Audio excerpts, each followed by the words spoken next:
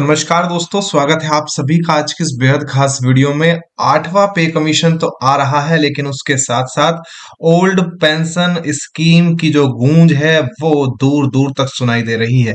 Old pension scheme के बारे में एक बहुत बड़ा अनाउंसमेंट यहाँ पर निकल कर आ रहा है। वो अनाउंसमेंट क्या है और ये जो अनाउंसमेंट है 8वें पे कमीशन के लिए कितनी वैल्यू रखता है, साथ ही साथ ओपीएस, जहां पर एनपीएस और यूपीएस को निकाला सरकार ने, लेकिन अब फिर से ओपीएस की बात हो रही है और ओपीएस के बारे में आया ये अनाउंसमेंट आप सभी के लिए बेहद खास साबित हो सकता है। तो चलिए शुरू करते हैं आज की बेहद खास वीडियो। लेकिन उससे पहले अगर ये वीडियोस आपको पसंद आती हैं तो इनको लाइक और शेयर जरूर किया कीजिए।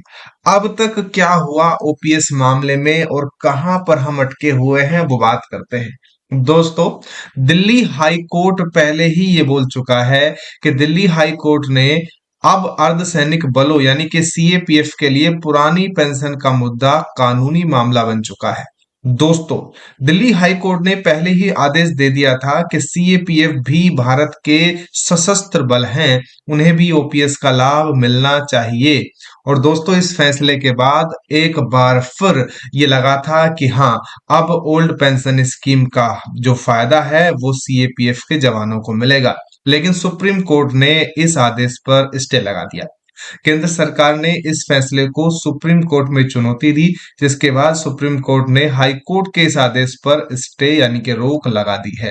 वर्तमान स्थिति ये है कि सुप्रीम कोर्ट में सुनवाई जारी है, लगातार तारीखें मिल रही हैं और वो आप सभी को पता है तारीखें मिलती रहेंगी, लेकिन जब तक सरकार नहीं चाहेगी इसमें कोई भी यहाँ पर आप सभी को फैसला आता हुआ नहीं दिखाई देगा। हालिया अपडेट यह है कि कोर्ट ने इस मामले को लेकर सरकार से भी जवाब मांगा है। ये सवाल जवाब का सिलसिला चल रहा है, लेकिन बात यह है कि दिल्ली हाई कोर्ट पहले ही फैसला इसके बारे में दे चुकी है कि ओपीएस का फायदा सीएपीएफ के जवानों को भी मिलना चाहिए। केंद्र सरकार का इस पर क्या रुख है बताता हूं। दोस्तों, केंद्र सरकार ने ये स्पष्ट कर दिया कि केंद्रीय कर्मचारियों के लिए ओपीएस बहाल करने का फिलहाल कोई प्रस्ताव विचाराधीन नहीं है। यानी कि केंद्र सरकार नहीं चाहती है कि जो सीपीएफ के जवान हैं उन सभी को इसका फायदा मिले। यूपीएस का विकल्प सरकार ने अभी यूपीएस का विकल्प एक विकल्प के रूप में पेश किया है। हालांकि कर्मचारी संगठन अभी पूरी तरह ओपीएस की मांग पर अड़े हुए हैं और साथ ही साथ जो सीपीएफ के जवान हैं वो भी यूपीएस को चूज नहीं कर रहे हैं, वो भी यूपीएस को साइड कर रहे हैं, नेग्लेक्ट कर रहे हैं। यूपीएस की स्थिति में यहाँ पर बहुत दुर्दशा हो गई है सरकार की। अब ओपीएस की राज्यों में क्या स्थिति है। ओपीएस बहाल करने की घोषणा कई राज्य सरकारों ने ऑलरेडी कर दी है। उनमें राजस्थान है, छत्तीसगढ़, झारखंड, पंजाब और हिमाचल प्रदेश जैसी सरकारों ने पेंशन फंड नियामक को इसकी सूचना दी है। हालांकि केंद्र सरकार और पीएफआरडीए ने राज्यों के पास जमा एनपीएस का पैसा वापस करने से इनकार कर दिया है, जिससे इन राज्यों में पूरी तरह लागू होने में वित्तीय पेच फंसा हुआ। यानी कि सीधी बात यह है कि राज्य सरकारें चाहती हैं कि वो ओपीएस का फायदा अपने लोगों को, केंद्रीय कर्मचारी राज्यों के कर्मचारियों को दे, लेकिन उसमें बीच में आ रही है केंद्र सरकार। केंद्र सरकार यहाँ पर जो उनका एनपीएस का जमा पैसा है उनको लौटाने से इनकार कर रही है, जिसके कारण थोड़ा सा वित्तीय पेच वहां पर फंसा हुआ है। ये अब तक की स्थिति होगी जिसको हमने जाना है। अब हम जानते हैं 8वें पे कमीशन को लेकर ओपीएस की मांग तेज हो चुकी है। कर्मचारी यूनियन यूपीएस और एनपीएस को खत्म करने की मांग उठा रहे हैं और एक बार फिर पुरानी पेंशन स्कीम को पूरी तरह से बहाल करने की मांग कर रहे हैं।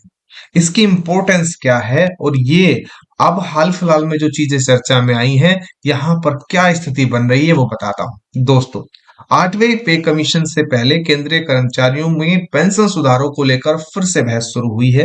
कर्मचारी संगठन एक बार फिर से ओपीएस की बहाल करने की मांग कर रहे हैं। यहाँ पर एआईडीईएफ और एनसीजेसीएम की यहाँ पर जो कमेटी है उसने अपनी मांगे सौंप दी हैं। जो ड्राफ्ट मांगे हैं, ड्राफ्ट कमेटी है उसको अपनी मांगे सौंपी हैं, जिसमें एनपीएस और यूपीएस दोनों को खत्म करने की बात कही जा रही है और ओपीएस को वापस लाना भी शामिल है। इस मांग पर फिर से ध्यान देना, और डेटा से पता चला है कि यूपीएस का जो रेस्पॉन्स है वो बहुत सीमित है, यूपीएस को लोग पसंद नहीं कर रहे हैं। यही एक बहुत बड़ा कारण है कि सरकार अब यहाँ पर ला सकती है ओपीएस को। दोस्तों हाल फिलहाल में 30 दिसंबर 2025 तक का डाटा है कि केवल और केवल 1,22,123 केंद्रीय कर्मचारियों ने ही यूपीएस को चुना था। इस आंकड़े से नए भर्ती, मौजूदा कर्मचारी और पहले से रिटायर हुए लोग भी इसमें शामिल हैं। डेडलाइन को बार बार बढ़ाते हुए 30 जून से 30 नवंबर 2025 तक कर दिया, और इसको बढ़ाने से आप सभी समझते हैं कि 23 से 25 लाख योग्य केंद्र सरकार के कर्मचारी यूपीएस सब्सक्राइबर की संख्या केवल 4 से 5% ही है। इस स्कीम को चुनने वाले 38,000 सिविल कर्मचारी हैं, 23,000 रेलवे कर्मचारी और कर्मचारी प्रतिनिधि में कम दिलचस्पी 2004 के बाद शुरू हुए पेंशन फ्रेमवर्क को लगातार अनिश्चित और नाखुशी का संकेत मान रहे हैं। कुल मिलाकर एनपीएस और ओपीएस इसमें बहस पहले थी, लेकिन बीच में सरकार ने यूपीएस को लाया, और यूपीएस लाने के बाद अब और ज्यादा विडंबना और ज्यादा परेशानी बढ़ती जा रही है। ऐसे में ओल्ड पेंशन स्कीम को बहाल करने की मांग लंबे समय से चली आ रही है, लेकिन केंद्र सरकार और कर्मचारी यूनियन लगभग 2 दशकों से ये मुद्दा उठा रहे हैं। जब से सरकार ने ये स्कीम बंद की है 1 जनवरी 2004 से, केंद्र सरकार की नई भर्तियों के लिए पुरानी पेंशन स्कीम खत्म कर दी गई थी। उसकी जगह एनपीएस का सिस्टम लाया गया। ओपीएस के तहत केंद्रीय कर्मचारी को आखिरी सैलरी से जुड़ी एक तय पेंशन का भरोसा दिया जाता है, और लेकिन अब डीए में बदलाव भी किया जाता है। एनपीएस के तहत जो मार्केट लिंक्ड रिटर्न पर निर्भर करती है, और यूनियनों का तर्क है कि रिटायरमेंट इनकम अनिश्चित होती है, किसी को कम किसी को ज्यादा मिलती है। तो ऐसे में नवंबर 2025 में टर्म ऑफ रेफरेंस घोषित किया गया, और उसी के साथ साथ सरकार ने इस मांग को शामिल नहीं किया है, लेकिन कर्मचारी संगठन अब इस मांग को उठा रहे हैं। अब इसका फर्क क्या पड़ सकता है उसके बारे में बात करूंगा। यूपीएस को मामूली तौर पर अपनाने और पेंशन सुधारों की लंबे समय तक चली आ रही मांग को देखते हुए उम्मीद ये है कि कर्मचारी संगठन 8वें वेतन आयोग से जुड़ी चर्चाओं के दौरान दबाव बढ़ाएंगे। यूनियन लीडर्स का तर्क है कि यूपीएस पर कमजोर प्रतिक्रिया मौजूदा पेंशन फ्रेमवर्क कर्मचारियों के बीच भरोसे में कमी को दिखाती है, ओपीएस को बहाल करने के मामले में मजबूत करती है। दोस्तों मैं आप सभी को बता दूं, सरकार के सामने अगर ये चीज जा रही है, और क्योंकि दिल्ली हाई कोर्ट में पहले से ही इस चीज को माना गया है कि जो सीएपीएफ के जवान हैं वो सशस्त्र बल हैं, तो ऐसे में यहाँ पर केंद्र सरकार को ये चीजें माननी पड़ सकती हैं, क्योंकि हर काम प्रेशर से होता है दोस्तों। और दोस्तों हाल फिलहाल में जिस मजबूती से केंद्रीय कर्मचारी संगठन अपनी बात को रख रहे हैं, यहाँ पर ओपीएस के बहाल होने की उम्मीदें बहुत ज्यादा बनी हुई हैं। ऐसे में जैसे जैसे 8वें पे कमीशन की बातचीत आगे बढ़ेगी, पेंशन का मुद्दा कर्मचारी प्रतिनिधि और सरकार के बीच सबसे ज्यादा बहस वाला टॉपिक बन सकता है। आने वाले वक्त में इलेक्शन का माहौल होगा, और इलेक्शन से पहले सरकार कुछ ऐसा भी कर सकती है जो कि आप सभी को उम्मीद ना हो। ठीक है, तो 8वां पे कमीशन आएगा, आपके जीवन में नई नई खुशियां लेकर आएगा, लेकिन उसके साथ साथ जो ओपीएस ओल्ड पेंशन स्कीम का एक तोहफा, एक गिफ्ट आप सभी को मिल सकता है, क्योंकि सरकार यहाँ पर इलेक्शन के दौरान इस गिफ्ट को आप सभी को दे सकती है।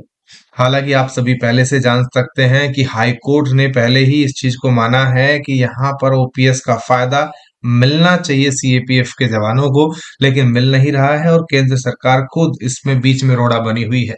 दोस्तों 8वें पे कमीशन के दौरान ये चीजें भी आप सभी को देखने को मिल सकती हैं। काफी जबरदस्त गिफ्ट आप सभी को यहाँ पर सरकार की तरफ से दिया जा सकता है। अब ऐसे में आप सभी को तो मिलेगा गिफ्ट, लेकिन उससे पहले आप सभी का क्या मानना है ओपीएस के बारे में। एनपीएस, यूपीएस, ओपीएस के बारे में आपकी राय कमेंट बॉक्स में भर जानी चाहिए दोस्तों। आप सभी के लिए बहुत बेहतर तरीका का कंटेंट मैं इस चैनल के माध्यम से प्रोवाइड करता हूं, तो आप सभी से भी मेरी थोड़ी सी उम्मीद रहती है कि आप सभी भी इस वीडियो को लाइक, शेयर और कमेंट बॉक्स में ये जरूर बताकर जाएंगे कि ओपीएस क्यों मिलना चाहिए। सीएपीएफ के जवानों को ओपीएस मिलने के कारण आप सभी जरूर बताइएगा। साथ ही साथ आने वाली वीडियोस के अंदर और भी ज्यादा बेहतर तरीके से आपकी आवाजों को उठाने का काम मैं करूंगा, लेकिन उसके लिए थोड़ा सा आप सभी का सपोर्ट चाहिए। लाइक करो, वीडियो को शेयर करो, कमेंट बॉक्स में कुछ नहीं लिख सकते तो सीएपीएफ के जवानों के लिए जय हिंद जरूर लिख कर जाइए। आप सभी का वीडियो देखने के लिए बहुत बहुत धन्यवाद। आशा करता हूं आप सभी का दिन शुभ रहे, और उम्मीद ये है कि आप सभी को ओपीएस का भी लाभ मिले। सीएपीएफ के जवान अगर आप हैं, इस वीडियो को देख रहे हैं, तो जल्दी से कमेंट बॉक्स में जय हिंद जरूर लिख कर दें। जय हिंद, भारत माता की जय। धन्यवाद।